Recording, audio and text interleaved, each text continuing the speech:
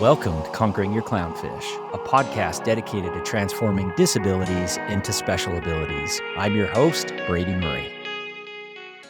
Welcome to Conquering Your Clownfish. It is my pleasure to welcome our special guest today. Stephanie Hanrahan is coming to us from Texas. She is a writer, TEDx speaker, activist, and autism mom. After making her private journal public, Stephanie achieved viral success with her website and social media channel, Tinkles Her Pants. I love that name, by the way, for your channel, which chronicles her journey as a wife to a husband with chronic illness, mother to 2 children with autism, and a woman who often unravels, then finds her footing again. Stephanie has been featured on the Today Show, CNN, Yahoo News, and the Daily Mail. Stephanie is also a co-founder of Pip Productions, an online community offering educational resources for families of all abilities. Stephanie, welcome to the show. Oh, thank you for having me. It's my pleasure. This is going to be so fun to be able to visit with you today. I've had a blast preparing for this podcast because you have some amazing content and such an amazing story. Where I started was actually with your TED Talk. And let me say, that was very moving to listen to and very applicable, very, very applicable to me personally. And so I'd love to start there and share with us a little bit about that TED Talk and the idea of being more vulnerable and just being open about really where we are as an individual. Sure. Yeah, the title kind of speaks for itself. I titled it The Problem with Being Perfect. And I think that has a multitude of meanings for me. But for so much of my life, I feel like I really wanted to be perfect and admired. And really what I was deep down searching for was to be known and loved, which are 2 very polar opposite things to strive for. But perfection was just ingrained in me. I'm that Enneagram 1. I'm a very controlled personality. And I'm also somebody that had carried a lot of shame in her life. So kind of from the beginning of my story until current day, there has been a lot of trial, overcome. And a lot of those things by societal standards are things that we don't talk about, things that we should shame away, keep quiet about, put on a pretty face, and just keep it moving. And that's what I did for the majority of my life. I really didn't talk about my abuse, my mental health, infertility, all of the things that were going on, including those for my loved ones. My husband has a very rare chronic heart disease. My children are both diagnosed with autism. So when you look at a picture of our family, more or less, it looks perfect. You don't see our invisible disabilities, so to speak. And eventually I just got really tired of pretending. It's exhausting and it keeps connection out. And so I decided that I would make my private journal public and I would tell the story that no one could see. And so that's really what Tinkles Her Pants and everything thereafter, including the TED Talk, is really about, which is telling stories no one can see and learning how to undo that ingrained perfectionism that I think is in so many of us. No doubt. And so walk me through the journal. So as it relates to the journal, I believe you were keeping a journal on a private Instagram page. Is that correct? Yes. It actually started Diagnosis Day with my daughter. And 3 at the time. I've always wanted to be a writer and always found writing very therapeutic for me. But this was not that. This was a pure attempt to get what was in my head and my heart down on paper so that it had some safe place to land. And so she was diagnosed. I put her down for a nap. I went home and just went into my bedroom, just cried while she was napping and started searching for a paper journal. Couldn't find one. And so I grabbed my phone and thought, okay, your phone is always with you. I've heard about this thing called Instagram. I didn't have an account. I didn't have friends, followers, didn't want them. Didn't even tell my husband about it, but I just wanted that safe place to land. And so that very day, I snapped a picture of her and I, a little selfie, and you can see the dark circles under my eyes from just crying. I mean, I was a mom filled with fear. I did not know a single other person on the spectrum at the time. And so I was handed this diagnosis and this daughter that I was looking at through a new set of eyes because I wanted to best support her. And I was so scared. And so that very day, I just started writing all my fears, all my grief, all my hopes in that private journal, on that private Instagram page. And so for 2 years, I kept that private to myself. I told no one. I was still publicly posting perfection on my, friends and family Facebook page. I wasn't a blogger. It wasn't anything like that. And so it got to the point where one day I had posted our family photos on my public page. And the photos that are just perfect and curated, or a photographer has edited them to death. And get the comments you always get, which is, oh my goodness, your family's so beautiful and you're so perfect. And that word perfection changed my entire life. I don't know who made that comment. I need to go back and look. But it felt icky because now what used to fuel me, the perfection, was just me realizing that I had practiced at being my truest self on these pages of this Instagram. And they were only getting my half truth, if that. And so quickly, I knew there had to be other special needs parents out there. There had to be people who had walked through abuse and anxiety and depression. And so made the journal public. And to my surprise, it was way more than one person who could resonate with it. Well, there's a whole community. There's millions. In fact, I would submit everybody can resonate with this at some point in time, and definitely at multiple points of time throughout our life. The question that I have is, so that 2-year period that you were capturing this, and this was right after the diagnosis of your daughter, Campbell.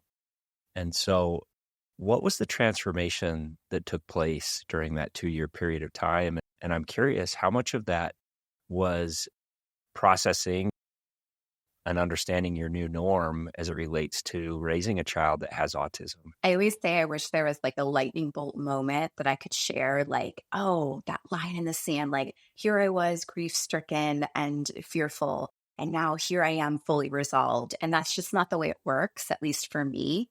It was a very slow unraveling of expectations, if that makes sense.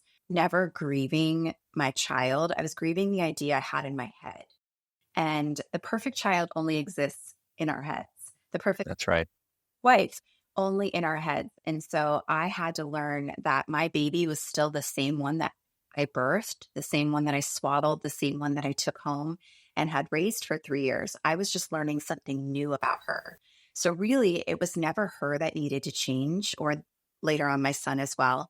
It was me. I was the one being called to change. And that's what you see over those 2 years. It's very slow. And it's my journal. It's still the same Instagram I have right now. So if you scroll back, it's all unedited, very raw. It's very real. But it was important for me when I started Tinkles Their Pants to show people every part of me. And so I was not an advocate back then, if only just for my children, but certainly not for the autism community. And so I think that's important for a lot of moms and dads to see that it's real to process these emotions. And the more that you find a safe outlet to share those, it doesn't have to be a page or a stage. It could be a therapist. It could be a trusted friend. It could be other allies within the disability community, but you have to have a space to tell your story. That just happened to be mine. And I think it really healed me. No doubt it did. There was a comment that you had made in preparation for our podcast that you had shared. I had asked, what's one thing that you want the world to know about your children? And you said that they are worthy without change. And what you just described, it really reminded me of that. And often, in fact, I would submit in every circumstance when a caretaker, a caregiver, a mother, a father is entrusted with a loved one with a disability, it has nothing to do with changing that child. No. That child came to us exactly how they were meant to come to us. It really comes into us and the transformation that we experience as a caretaker. For me, when Nash was born, we received diagnosis 10 minutes after he was born. He has Down syndrome, so that one was pretty straightforward. And I remember that was like 2 weeks later, I had my 10-year class reunion coming up. And I remember telling my classmates that I have a son who has Down syndrome, and we can probably all relate to this, that, the 10-year class reunion is when you're out of college and you're finally having a little success, and like people are starting to make a name for themselves and like talk about like Vanity Fair, if ever there was, at the 10-year class reunion, even in tiny little Preston, Idaho, where I grew up. And I remember going to that, and just feeling such humility and like almost like a rebirth or an awakening for me of what was really important as I shared with people that I have a newborn son that has Down syndrome. And I have to imagine that that was probably a similar process over the 2 years as you were writing in that journal, as you were processing that. And it just truly is like a new heart was given to you, a new lease on life and a view on what life looks like. And so, well done. Yeah, well done. And thank you for sharing that. It's a very universal feeling. And I think what the world prioritizes and tells us is good and worthy may never align with our individual experience. And that's okay. And so I think that's part of the acceptance process, is knowing when I answered that question, saying they're good and they're worthy exactly the way they are. That is the gift of radical acceptance. So during the last almost 10 years of being a mom, almost a decade, that is where I have landed, which is not only offering radical acceptance to themselves, to them, but to myself. And that is the gift of grace, which is we can give what we've never received. And I don't know if I've ever fully received radical acceptance until I've looked through the lens of autism. So it's a beautiful. That's exactly right. That's something that we find with our children, with this community, is they see us for who we are and that we are our best selves around them in their eyes. They see us as our very best selves. And oftentimes it allows us to rise up and become our best selves when we're around them, because that's who they see us as. They see us in that lens. And so what a beautiful gift that we have. It's fun because then there's the days when you're like, oh man, this is really hard. And it's fun to be able to have moments like this to reflect back and be able to really recognize truly what a gift and a blessing that we are to be able, or to have a beautiful child or children that look like this and have these special, special abilities. I want to share something with our listeners. This is a post that you did, in fact, just about a week or so ago. So April is Autism Awareness Month, and on April 2nd is Autism Awareness Day. And so each diagnosis has these special days, and they are a special day. But I thought what you wrote is very much worth sharing. By the way, you are a great writer. I noted that, and so it doesn't surprise me that that's something that you really enjoy doing. All right, so here's the post. It says, I don't want autism awareness. And what a great way to start this post on Autism Awareness Day. In fact, I don't want autism acceptance either. Here's why. Awareness, by definition, means knowledge of a situation or fact. You can have knowledge of autism and do absolutely nothing about it. Awareness doesn't equal action, and acceptance can be done begrudgingly. I accept that Monday rolls around after every weekend. I accept that there was rain on my wedding day. We can accept that things exist without ever having to embrace them, like people with disabilities. So today, on Autism Awareness Day, I'd like you to consider ditching awareness and acceptance and move towards inclusion instead, because that by definition means a sense of belonging, to bring in, to understand, and embrace. I'm raising 2 autistic children. I know them and accept them more than any other person on this planet. Yet, I still spend thousands of hours every single year learning how I can better support them. What if the world did the same? Don't just tell your kids to be kind, order books on neurodiversity, invite children like mine over to play, and then employ them. Real change shouldn't just be the responsibility of the disabled. It starts with radical inclusion by everyone else too. Beautifully said.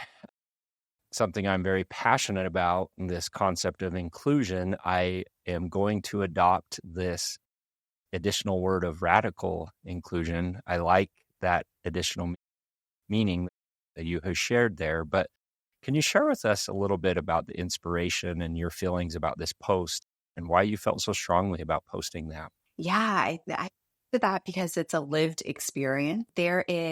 I'm very thankful that we live in the age of the internet for a few reasons, not all reasons, but a few reasons. And one of which is we are able to connect with different communities, and things like autism, Down syndrome, different disabilities get more attention. People are more aware that these kind of incredible individuals exist. So we've got the awareness. If I walk down the street, I haven't tested this out, but if I said autism, most people would say, I know what that is. And they may not have a full comprehensive view of what exactly the autistic experience is, but they've heard of it. So we have a little bit of awareness going on. Acceptance, as I mentioned in the post, can be done begrudgingly. Sure, put that kid in my class. That's fine. But there's a difference between the kid is in the classroom and the kid is invited to social activities outside of the classroom. The child is included at recess to play. Inclusion is a extra step that disabled children, adults, parents, caregivers don't have control over. And that's why I ended the post saying this is a team effort, that I cannot achieve the type of radical acceptance, inclusion, and awareness that my children deserve without everybody else that isn't part of the disability community doing their job too. That's right. That's really where inclusion comes into play with me. I'll be honest, it's my children's first year in public education. We have had a phenomenal experience, and that's really a testament to the incredible teachers that we have. But I was so scared of bullying. I was so scared of children misunderstanding mine and being outwardly mean. And that hasn't happened. And I consider that a huge win. But my daughter on multiple occasions comes home and just says, I'm so ignored. She uses the word ignored. And I understand that feeling. And and observationally, I've seen that happen at playgrounds and social events and settings. And so that's where inclusion comes into play, because it's one thing to teach your kids, be kind, don't say anything offensive to someone with a disability. Okay, great. But where's the next step? How do we include them? And then guess what? Little people grow into big people. So now we're looking at corporations, companies. Are you going to employ adults with autism? So this is really a systemic issue, and we could probably spend a full hour diving into that. But that's kind of the gist of the post, which is we have to look at this through a new lens. It's great to wear the color blue, or now red, which is the Autistic Identity Movement's preferred color. But it's a whole nother thing to embody it, to say, how do I teach my children and my family to be inclusive? And then there's a whole nother layer when the disability is invisible, because my children can, for lack of a better word, present as typical until they're not. And then That's right. Labels. They're given labels like weird or quirky or odd. And so I really need everybody else, that's my greatest prayer, to come on board and be a team with us in that inclusion process. Definitely. It's especially difficult, like you had mentioned, with the invisible disability that exists there. And so that makes it much more difficult. And so oftentimes individuals have an expectation as to what somebody should be like or act like. And when that expectation is not met, that's often when they will withdraw. And so exactly what you say, they accept, they're not against by any means, but it doesn't mean that they're going to really seek for inclusion. What happens, however, when individuals are willing to go past that mental barrier that they have and become friends and include and experience that special ability that these children have, and adults for that matter, is one, the child with the unique ability benefits, no doubt. Your daughter will feel and say she feels included, not ignored. But without exception, and I feel so strongly about this, the person that will benefit the most from inclusion is not the individual with the disability. It's the individual that gets to associate with the person who has a disability. Yeah. Those are the ones that are going to experience change of heart. They're going to experience love, unconditional love, joy. They're going to experience everything that we on the inside, if you may, know. And that is my belief on one of the ways in which we will empower and be able to change this world. is to get that special light and that special gift that comes from this amazing community into the world. And honestly, that is the motivation behind why I created this podcast in Conquering Your Clownfish, is encouraging parents and caretakers to take a deep breath, put on your badge of courage, and allow your child to go and experience the world and let that light shine that's out there. And it's super scary. I've been living with it for 16 years, but congratulations on taking that big jump, Mom, and letting the public schools experience that special gift that exists within your child. And hopefully they meet halfway and are able to do that more inclusively. So awesome job on that. Thank you. It's been interesting to watch them. There's an old adage that says the tools that our kids need to succeed in this world are out in the world. So I so much within the four walls of my home, and I've instilled them with a lot of support, and now they have to go practice what they've been taught. And one of the coolest things is, and my daughter's 2 years older than my son, is to watch her self-advocate. She has become this fierce little self-advocate, and she has told her classmates, I am autistic. This is who I am. And it's been a learning process because their idea of autism differs from how Campbell presents. That's actually the inspiration behind, I just launched a inclusive activity. It's called the True Hues Color Wheel. And it's a visual representation of the spectrum. And that came because Campbell came home and said, Mom, my teacher read a book on autism today. And after she was done, I raised my hand and I said, oh, guys, guess what? I'm autistic too. And every single one of her peers looked at her and said, no, you're not. You don't look like the little boy in the book. The little boy in the book was nonverbal and it was stimming and had more stereotypical presentations of autism that you see in media and in written literature. And Campbell doesn't present like that, but she is very much autistic. So we create what we can't find as parents. Your testament to starting a podcast, the same with my blog, and now with the True Hues Color Wheel, is to teach people that we are all made up of a multitude of colors and one diagnosis. It's hard for even adults to understand that that name autism is one name for a million stories. So that's right. Proud of her for telling hers. I did see the color wheel, and I think that's a brilliant idea. What a wonderful visual depiction for the self-ad to be able to share what they are feeling, but also for others to be able to understand that this is not the same. This is all very different. And the reality is that could be said for any diagnosis. I think autism definitely has the most broad spectrum, but it is the exact same thing. I have 2 boys with Down syndrome, and they're very different. Peas and carrots, they love each other, but they are very, very different in that respect. I want to share this. I had a very strong impression and feeling as you were sharing about your daughter, Campbell. And it reminds me of the post that is on your Instagram. I think is probably your most viral post that has existed, where Campbell talks about and becomes emotional when Eli, I don't remember the exact circumstance, but when Eli, I think, had a turkey sandwich, if I'm not mistaken. Can you share about that moment? And then I'll share with you what this impression is that came to my mind. Yes. The ways that autism presents for both of my children is they have really strong sensory aversions to food, which means it's very challenging to get them to try new foods, mixed textures. They have a very rigid diet. And it's been a huge point of contention and fear for me because I just want my kids to be healthy physically as well.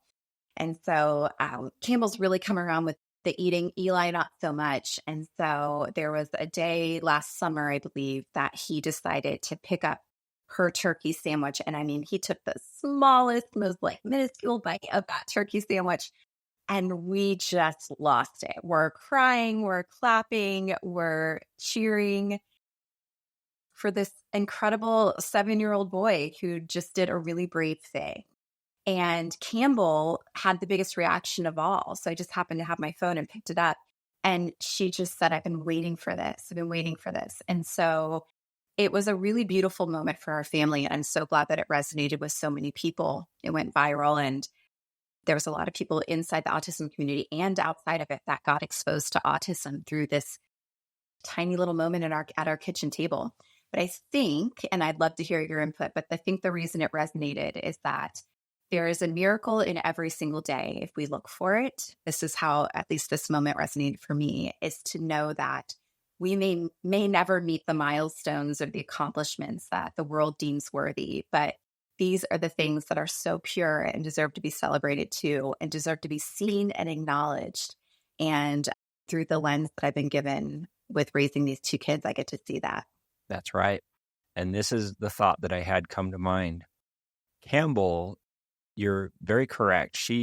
Most people, as you visit with Campbell, is probably not going to immediately come out and say, oh, this girl has autism. And they don't recognize that necessarily.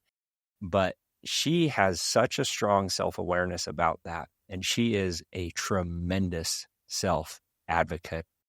And it only seems fitting that she has a little brother as well that she gets to advocate for and be a defender to. And you can see that emotion in her face and in her voice as Eli had that little bit of a turkey sandwich and loved it and was so excited about it, because it was a way for her to connect with her brother, but also a way for her to advocate for him, because she just wants that. She is his biggest champion to be able to accomplish what he needs to accomplish. And so it just makes sense that you have such a wonderful following and have such a great platform to share these kids' stories.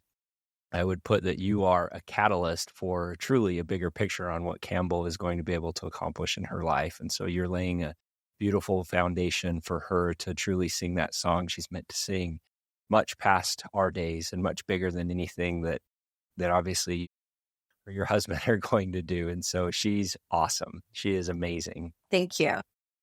I can't believe she came for me, but I will say that she teaches me every single day, and I'm proud to pass the torch to her. And I think just to encourage any parent out there who is feeling weary about sharing their diagnosis with their child, because I get a lot of messages from parents that say, if I tell them, then what? And I'm scared, and I'm scared that other people will view them differently. I'm scared they'll feel that they're different. And my message is always the same, which is they already know they're different without you even giving them the words, but they need that self-affirmation. They need to know that they are that their differences are not deficits, that the way that they are wired is not wrong. And if you lead with that confidence and assurance that this is a positive thing, it's hard too. And please acknowledge that for them. It is hard and beautiful at the same time, because two things can coexist and be true at once. But when you give them permission to accept themselves because you have accepted them first, it will change their entire life. It's that radical acceptance. That is wonderful advice. And that is so correct.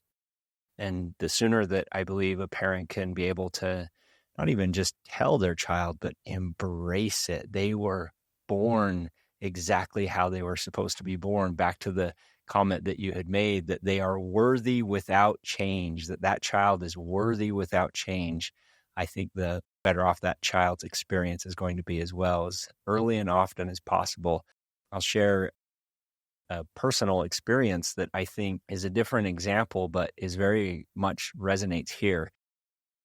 With my family, we love adoption. So Andrea and I have 11 kids, 7 of which are adopted, which honestly is even weird here in Utah.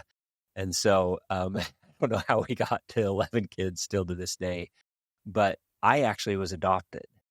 And so I was born Brady Gomez. And then I was later adopted Brady Murray by my father, my stepfather, actually when I was 13. And all throughout my childhood, all throughout, even until I was an adult, we never talked about it.